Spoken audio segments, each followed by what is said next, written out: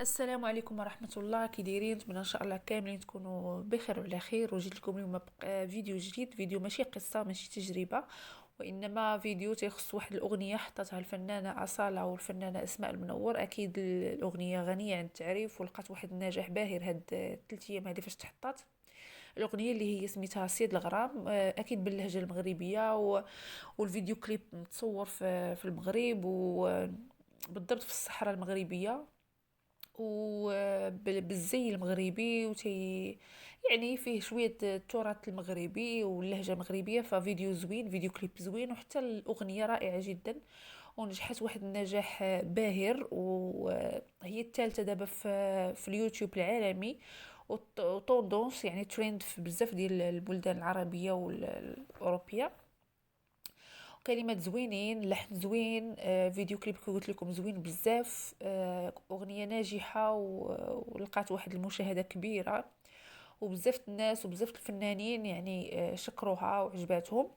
ولكن المشكله اللي كاينه ان بعض الناس الجزائريين دخلوا عند الفنانه اصاله وحتى اسماء المنور في الانستغرام، ودايرين هاشتاغات في مواقع التواصل الاجتماعي، في تويتر، في مهم بان اصاله واسماء المنور كيسرقوا التراث ديالهم، وان المغاربه تيسرقوا التراث ديالهم. علاش؟ كيقولوا بان في الفيديو كليب اصاله دايره خيط الروح الجزائري وما خصهاش ديرو.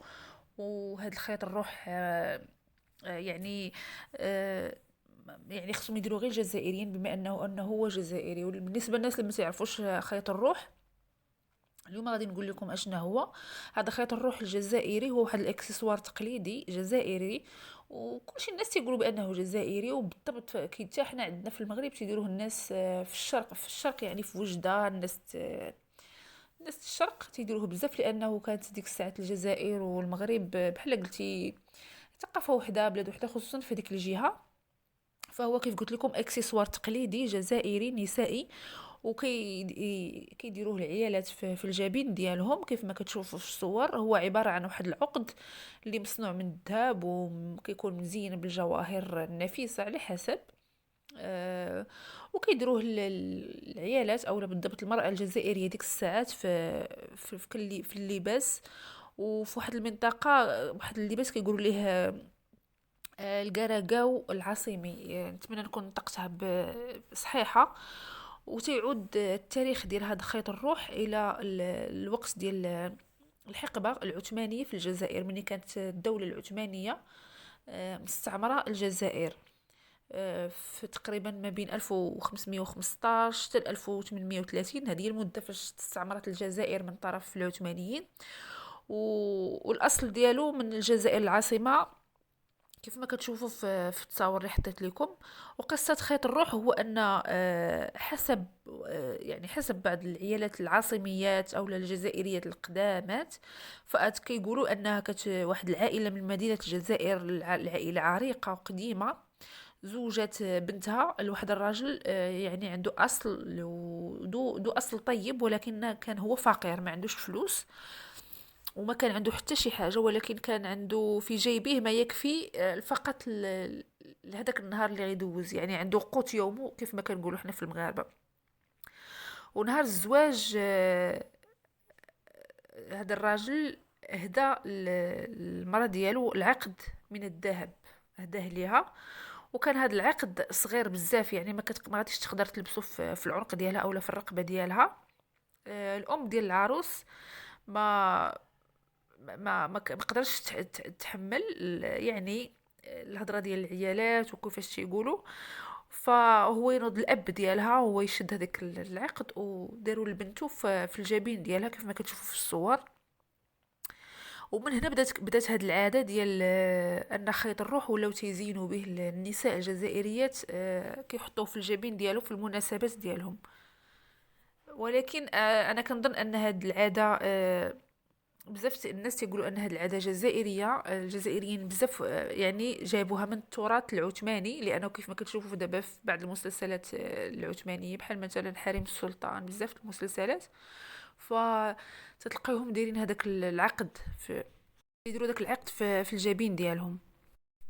المهم نخليكم تشوفوا بعض من التعاليق ديال الجزائريين عند الصفحة الأصالة، الفنانة أصالة طبعا، وحتى أسماء المنور، وعاد زيد الهاشتاغات اللي دايرين في بزاف المواقع التواصل الاجتماعي، ونرجع نكمل لكم.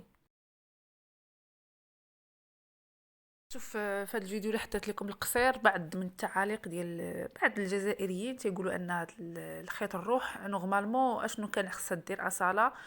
اشنو بغاو مثلا هاد الناس، واش ان اصاله تجي تقول لهم اولا اسماء المنور يكتبوا بانه مثلا هاد خيط الروح راه جزائري، وهاد القفطان راه مغربي، وهاد الطوموبيله راها فرنسويه، وهاد اللبسه اللي لبسات اسماء المنور في الاخر راها من لا مارك فلان فلاني. هذا فيديو كليب تيكونوا فيه بزاف العناصر تتدخل فيه.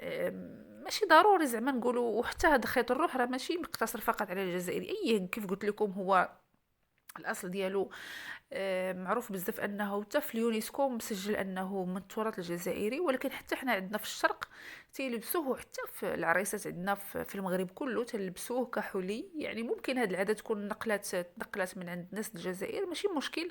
كيف ما حتى بعض الجزائريين تيلبسوا القفطان مغربي، تيلبسوا بزاف ديال الاواني تيديوها مغربيه. ماشي مشكل، يعني حنا واحد الحمد لله، ما كاينش فرق بيناتنا. دابا هذه غير مجرد فتنه، مجرد بنادم باغي غير يدير البلبله وصافي. يعني ما عندها حتى شي معنى. بالنسبه لي دوك الناس اللي تيديروا بعض هاد التعاليق تيطيحوا من راسهم بزاف. اغنيه زوينه، لحن زوين، كلمات. علاش هاد الصداع كامل؟ علاش هاد المشاكل كلها؟ ما فهمتش. مجرد حلي دارته في واحد اللقطه، يعني ما كتجاوزش يعني دقيقه تقريبا اللي بان فيها، فدايرين هاد الفوضى كامله. ما فهمتش علاش. ما هادشي اللي كاين. هذا هو الفيديو ديال اليوم، وخليت لكم الراحه. بسلام عليكم.